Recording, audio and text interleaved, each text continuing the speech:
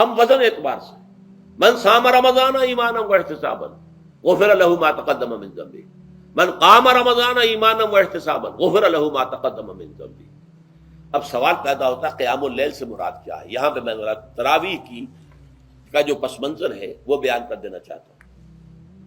دیکھیے جیسا کہ ہم نے خطبے میں بھی دیکھ لیا، اللہ نے قیام اللیل جو ہے اسے فرض نہیں ٹھہرایا تطوعا، قرآن مجید میں بھی اس کا کوئی ذکر نہیں، احادیث میں اس کی تشویق و ترغیب پوری موجود ہے۔ ایک اور حدیث بھی ہم بعد میں پڑھیں گے اس پر۔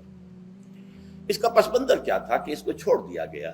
اب ظاہر بات ہے مسلمانوں میں کمزور بھی ہیں، مسلمانوں میں وہ مزدوری کرنے والے بھی ہیں، روزہ تو فرض ہے ان پر، چاہے مئی کا مہینہ ہے اور گندم کاٹنی ہے، روزہ تو پھر بھی رکھنا ہوگا، یہ سب کچھ، لیکن یہ کہ رات کو پھر کھڑے رہنا ان کے لیے جاگنا ممکن نہیں ہے، لہذا ان کے اوپر یہ چیز فرض نہیں۔ حضور نے تراویح کی نماز یا قیام اللیل نہ اسے فرض قرار دیا، نہ اس کے بعد جماعت کوئی اہتمام کیا مستقل، صرف 3 راتیں آپ نے جماعت کروائی ہے، اس میں 8 رکعتیں آپ نے پڑھی ہیں کہ جو آپ کا معمول تھا تہجد کا وہ پڑھی، اور تہجد کے وقت ہی جماعت کرائیے۔ یہ ہے وہ حدیث۔ اس کے علاوہ کسی نماز تراویح جو ہے جو ہم پڑھتے ہیں 20 رکعتیں عشاء کے ساتھ متصل، اس کا کوئی ذکر نہ دور نبوی میں ہے نہ دور صدیق اکبر میں ہے۔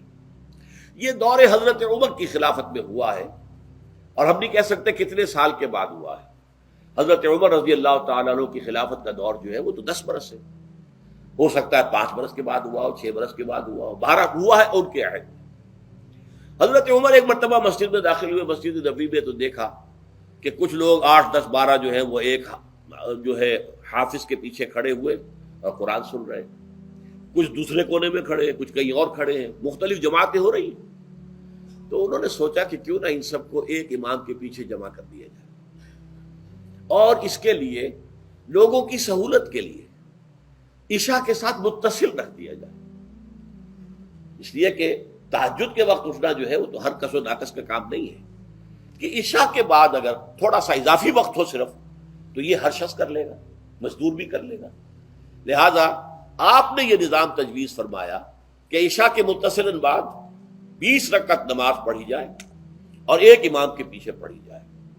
یہ گویا کہ اجتہاد ہے حضرت عمر رضی اللہ تعالی عنہ، اس کو آپ نے خود بدعت بھی قرار دیا ہے، لیکن بدعت حسنہ۔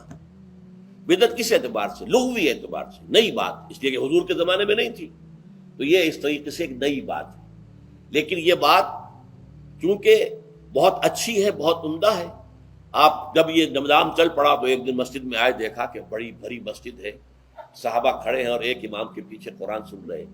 آپ نے فرمایا نعم البدعۃ ھذہ، یہ جو ہم نے نئی بات شروع کی ہے یہ بہت اچھی ہے، بہت عمدہ ہے۔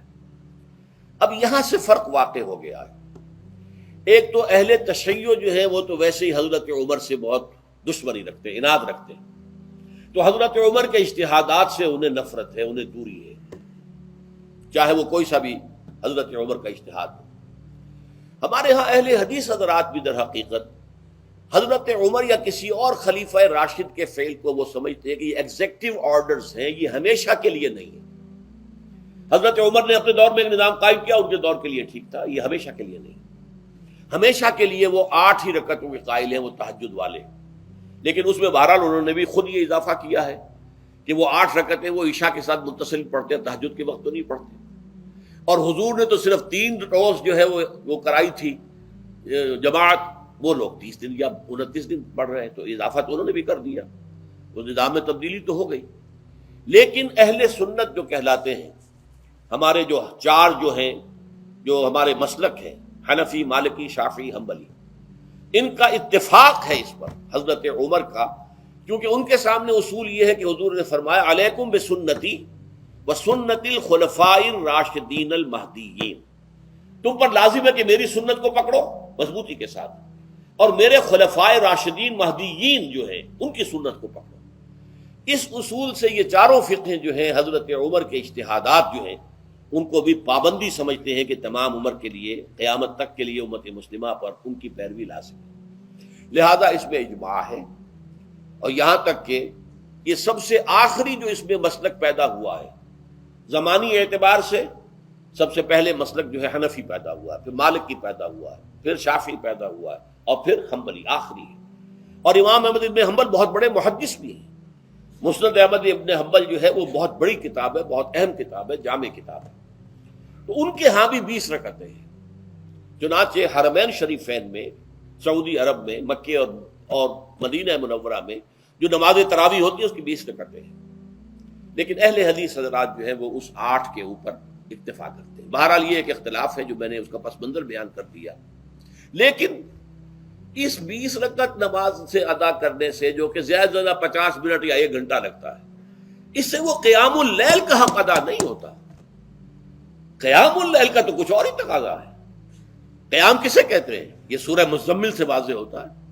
یا ایھا المزمل قم اللیل الا قلیلا نصفہ او انقص منہ قلیلا او زد علیہ ورتل القرآن ترتیلا۔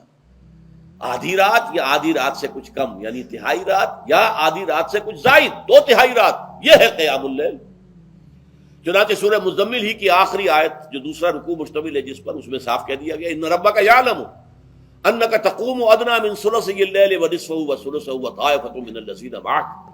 اے اللہ کے نبی، اللہ خوب واقف ہے کہ آپ بھی اور آپ کے ساتھ ایک جماعت بھی رات کو کھڑی رہتی ہے، 2/3 رات یا آدھی رات یا 1/3 رات۔ تو یہ سارا معاملہ جو ہے قیام اللیل کا، گویا کہ کم سے کم 1/3 رات پر اس کا اطلاق ہو سکے گا، یہ نہیں کہ 1 گھنٹے۔ اب اس کے ضمن میں دیکھیے حدیث پڑھیے، تیسری حدیث ہے ان عبداللہ ابن عمرو ابن العاص رضی اللہ تعالی عنہ۔ یہ وہی عبداللہ ابن عمرو ہے جن کی میں نے آپ کو حدیث پہلے سنائی ہے۔ یہ ساری رات کھڑے رہتے تھے، پوری رات، اور ہر روز روزہ رکھتے تھے، جس پر حضور نے منع کیا، لا تفعل، مت کرو ایسا۔ رضی اللہ عنہما، یہ خود بھی صحابی ہیں اور ان کے والد عمرو بن العاص بھی صحابی ہیں۔ ان رسول اللہ صلی اللہ علیہ وسلم قال، کہ اللہ کے رسول صلی اللہ علیہ وسلم نے فرمایا الصیام والقرآن یشفعان للعبد، روزہ اور قرآن بندے کے حق میں شفاعت کریں گے۔ یقول الصیام، روزہ یہ عرض کرے گا اللہ کی جناب میں، اے رب پروردگار، انی منعتہ الطعام والشہوات بالنہار، میں نے تیرے اس بندے کو دن کے دوران کھانے پینے سے اور اپنی شہوت کا تقاضا پورا کرنے سے روکے رکھا، یہ میری وجہ سے روکا رہا، تو میری شفاعت اس کے حق میں قبول فرما، فشفعنی فیہ، میری شفاعت اس کے حق میں قبول فرما۔ ویقول القرآن، قرآن کیا کہے گا؟ منعتہ النوم باللیل، میں نے اسے رات کے وقت سونے سے، نیند سے روکے رکھا، فشفعنی فیہ، تو اس کے حق میں میری شفاعت قبول فرما۔ حضور فرماتے فیشفعان، ان دونوں کی شفاعت قبول کی جائے گی۔ یہ ہے قیام اللیل۔ یہ قیام اللیل صرف تراویح کی نماز سے جو پڑھ لی جاتی ہے، اور ہمارے ہاں تو یہ ہے، وہاں کم سے کم یہ تو تھا، صحابہ کرام کھڑے ہوتے تھے تو جو قاری پڑھ رہا ہوتا تھا وہ ان کے دل میں اترتا جاتا تھا، اس کا مضمون اور مفہوم جو ہے ان کو معلوم ہے، لہذا وہ اس کی زبان سے نکلا ہوا ہر لفظ ان کے قلب کی گہرائیوں تک اتر رہا ہے۔ یہاں تو یہ ہے پیرٹ لائک حافظ ہے، اسے خود پتہ نہیں میں کیا پڑھ رہا ہوں۔ اکثر حفاظ جو ہیں وہ عالم تو نہیں ہوتے، اور جو سن رہے ہیں انہیں کچھ پتہ نہیں ہم نے کیا سنا ہے۔ تو ٹھیک ہے، کم سے کم ثواب تو انہیں ملے گا کہ انہوں نے وقت نکالا ہے، 1 گھنٹہ ہی اضافی صحیح، لیکن بہرحال اس کا وقت تو انہوں نے نکالا ہے، محنت کی ہے، کھڑے رہے ہیں، ثواب ملے گا۔ لیکن جو مقصد ہے وہ حاصل نہیں ہوتا۔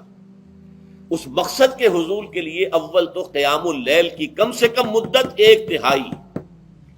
اگر کوئی شخص فرض کیجئے کہ اس کے ہاں کوئی اور انتظام نہیں ہے، جیسا کہ ہمارے ہاں ہم نے انتظام کیا ہے، بڑے بڑے شہروں میں دورہ ترجمہ قرآن، اس میں ہمیں 5 گھنٹے لگ جاتے ہیں، نصف شب کے قریب تری جو ہے معاملہ ہو جاتا ہے۔ اس میں کیا ہوتا ہے کہ ہر 4 رکعت سے پہلے جو اس کے اندر پڑھا جانا ہے حصہ قرآن کا، اس کا پہلے ہم مطالعہ کرتے ہیں بیٹھ کر، ترجمہ اور کچھ موٹے موٹے نکات کی جو ہے وضاحت، پھر کھڑے ہو گئے اور قاری صاحب کے پیچھے 4 رکعتوں کے اندر وہ 4 رکوع یا جتنے بھی ہیں پڑھ لیے، سن لیے، پھر بیٹھ گئے 4 کے بعد پھر اگلی 4 رکعتوں کے اندر جو کچھ پڑھا جانے والا ہے اس کا ترجمہ، اس کی تفہیم ہو گئی، پھر کھڑے ہو گئے، پھر سن لیا۔ اس طریقے سے 5-6 گھنٹے میں تراویح ختم ہوئی، تو تراویح بھی ہو گئی، حضرت عمر کے اجتہاد پر عمل بھی ہو گیا، 20 تراویح ہو گئی، لیکن یہ ہے کہ اس کے ساتھ جو اصل غرض و غایت ہے قیام اللیل کی وہ بھی حاصل ہو گئی۔ یہ ہم نے 17 سال پہلے شروع کیا تھا یا 18 سال پہلے، اور وہ انشاءاللہ اللہ کے فضل و کرم سے اب چل رہا ہے، بڑے بڑے شہروں میں ہو رہا ہے۔ لاہور میں جن مقامات پر ہو رہا ہے وہ تازہ جو ندائے خلافت ہے اس کے اندر آپ اس کی فہرست دیکھ لیں۔ کراچی میں تو اس سے غالباً 3 گنا مقامات کے اوپر وہ کام ہو رہا ہے، اور دوسرے شہروں میں بھی ہو رہا ہے۔ تو اس سے در حقیقت وہ غرض و غایت، وہ حکمت جو ہے پوری ہوتی ہے کہ یہ دونوں چیزیں پیرلل ہیں۔ من صام رمضان ایمانا واحتسابا غفر له ما تقدم من ذنبه ومن قام رمضان ایمانا واحتسابا غفر له ما تقدم من ذنبه۔ تو صیام اور قیام جو ہے ان دونوں کا حق ادا ہو جاتا ہے۔